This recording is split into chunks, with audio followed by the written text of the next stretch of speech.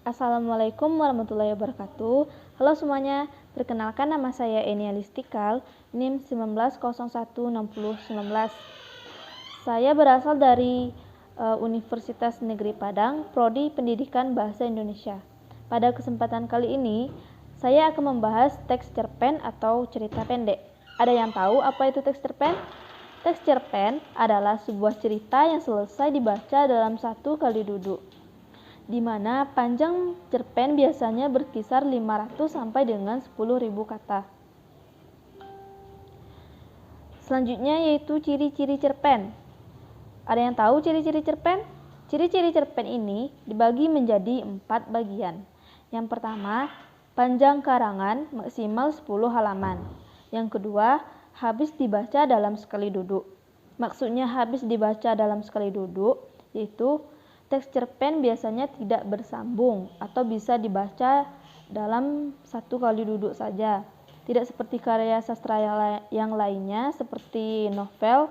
Novel kan biasanya kita membacanya per halaman sehingga membutuhkan banyak waktu. Sedangkan cerpen bisa dibaca dengan waktu yang singkat atau dalam satu kali duduk saja. Yang ketiga yaitu dalam sebuah cerpen hanya ada satu konflik. Dan ciri-ciri yang keempat, yang terakhir, yaitu perwatakan tokoh ditulis singkat. Materi selanjutnya yaitu unsur di dalam cerpen. Unsur dalam cerpen dibagi menjadi 2 unsur.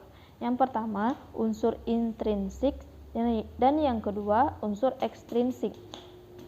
Kita bahas satu-satu ya teman-teman. Yang pertama yaitu unsur intrinsik. Unsur intrinsik adalah unsur yang membangun cerita dari dalam. Adapun unsur ekstrinsik itu yang pertama tema, yang kedua latar, yang ketiga tokoh dan penokohan, yang keempat sudut pandang, yang kelima alur, dan yang terakhir yaitu amanat. Berarti ada 6 unsur ekstrinsik ya teman-teman. Selanjutnya kita bahas unsur ekstrinsik. Unsur ekstrinsik adalah unsur yang membangun dari luar cerita. Unsur ekstrinsik ini dibagi menjadi 3. Yang pertama yaitu bahasa, yang kedua latar belakang pengarang, yang ketiga yaitu nilai yang terkandung dalam cerpen. Nilai ini bisa berupa nilai moral, nilai sosial, nilai budaya, maupun nilai religi atau agama. Selanjutnya kita akan membahas struktur dalam teks cerpen. Struktur dalam teks cerpen dibagi menjadi 3 bagian. Yang pertama yaitu orientasi, yang kedua yaitu komplikasi, dan yang terakhir yaitu resolusi. Kita bahas satu-satu ya teman. Yang pertama yaitu orientasi. Orientasi merupakan bagian pendahuluan dari sebuah cerita, baik berupa pengenalan sifat tokoh, tempat peristiwa, maupun suasana dan alur cerita. Yang kedua yaitu komplikasi. Struktur ini memuat masalah atau konflik yang sedang dialami tokoh. Dan yang terakhir yaitu resolusi. Resolusi merupakan bagian pemecahan masalah atas konflik yang ada di dalam cerita. Jadi kita sudah tahu ya teman-teman, dalam cerpen ini ada 3 unsur yang harus kita pahami. Yang pertama orientasi, yang kedua komplikasi, dan yang ketiga resolusi. Baiklah teman-teman, marilah kita dengarkan pembacaan cerpen yang bertema Nalea berikut ini. Tidurlah Nalea, esok kita abadi. Gadis itu memucat, bibirnya membiru karena dingin. Hujan belum juga reda sejak sore tadi. Jalanan basah dan sebagainya menampakkan genangan pekat seperti menandakan begitu kelamnya kehidupan kota ini.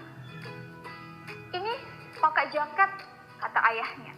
Lelaki itu menyentuh kening Nalea dan memang terasa hangat. Sepertinya kamu masuk angin. Mereka sedang berteduh di etalase toko. Semilau basah lampu jalanan, papan reklame, juga sorot mobil dan motor, semua adalah cahaya yang menyelingi udara dingin di sekujur kota. Nalea masih berbaring di pangkuan lelaki itu. Ia berkeringat, membuat helai rambutnya menempel di kening. Napasnya berat dan matanya setengah terpejam. Lelaki itu tak bisa membayangkan perasaan anak gadisnya setelah segala kejadian yang mereka alami. Kios sederhana mereka diangkut petugas penertiban siang tadi. Siang itu, Nalea sedang duduk di pinggiran taman kota. Seperti biasa, ia berkumpul dengan bocah sebayanya yang berpakaian lusuh. Adakah yang lebih menyenangkan melihat beberapa anak kecil tertawa riang, yang bahkan giginya belum lengkap, tapi tetap bisa merasa bahagia meskipun kehidupan ini sesungguhnya teramat keras? Namun, begitulah kebahagiaan mereka. Mendadak berhenti ketika mendengar suara keributan tak jauh di arah belakang. Tampak beberapa petugas berseragam turun dari mobil. Rupanya hari itu ada penertiban preman, pengamen, dan pedagang asongan. Weh, ada satpol! Nalea segera teringat kios ayahnya yang berjarak sekitar 200 meter dari situ.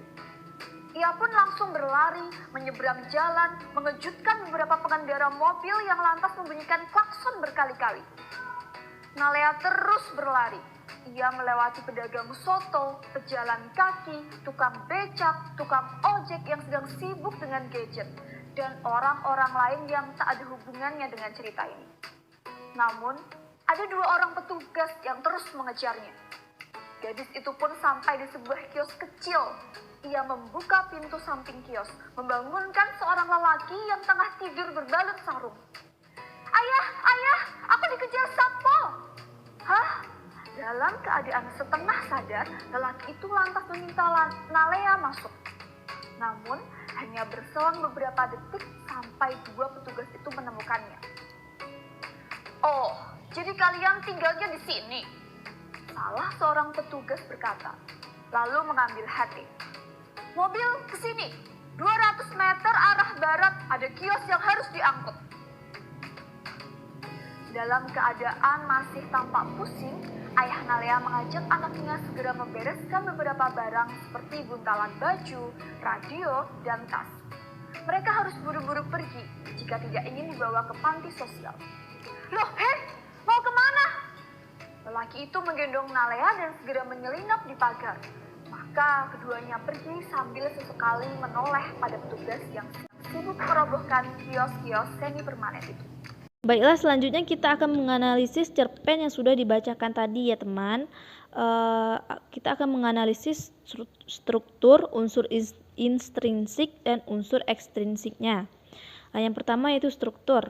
Pada paragraf pertama tadi merupakan unsur orientasi. Di sini dikenalkan tokohnya, latar tempat, dan lain sebagainya. Kemudian pada cerita selanjutnya, di sini ada struktur komplikasi. Di struktur ini, masalah sudah muncul. Ketika Nalea sedang bermain dengan teman-temannya, kemudian mendengar suara keributan. Ternyata ada Satpol PP yang berniat untuk menggusur kios dan pedagang asongan yang berada di situ. Dan yang terakhir ada resolusi atau pemecahan masalah. Baiklah, kita akan membahas unsur intrinsik selanjutnya ya teman. Yang pertama ada tema. Tema dalam cerpen Nalea ini adalah kesabaran. Jadi ide ceritanya yaitu tentang kesabaran. Kemudian ada latar. Yang pertama ada latar tempat. Di sini ada dua latar. Yang pertama di pinggiran kota dan yang kedua di sebuah kios. Kemudian waktunya adalah sore hari dan suasananya menegangkan.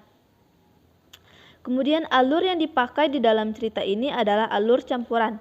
Karena tadi di awal cerita diceritakan Nalea sudah berkeringat dingin dan lain sebagainya. Kemudian di bagian komplikasi diceritakan kembali seperti apa yang dirasakan Nalea di awal tadi. Kemudian di bagian resolusi diceritakan kembali ke masa yang sekarang. Selanjutnya yaitu tokoh dan penokohan. Ada dua tokoh di sini, yaitu Nalea dan sang ayah. Nalea mempunyai sikap yang cekatan dan ayahnya mempunyai sifat yang penyayang.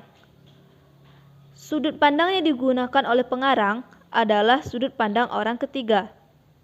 Dan amanat yang ada di dalam cerita yang dapat kita ambil yaitu bersabar dalam setiap keadaan adalah hal yang selayaknya dilakukan ketika sesuatu yang kita inginkan tidak sesuai dengan apa yang hasil yang dari kenyataan. Nah, unsur ekstrinsik dalam cerpen Nalia ini ada dua unsur ekstrinsik. Yang pertama yaitu nilai sosialnya.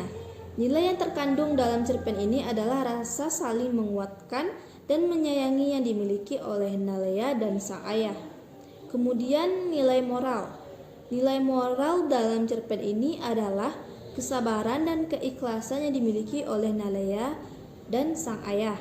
Mereka harus merelakan kiosnya yang dirobohkan oleh Satpol PP. Baiklah, itu tadi penjelasan teks cerita pendek atau cerpen yang kita bahas pada video pembelajaran kali ini. Semoga bermanfaat untuk teman-teman semuanya. Dan sekian dari saya. Wassalamualaikum warahmatullahi wabarakatuh.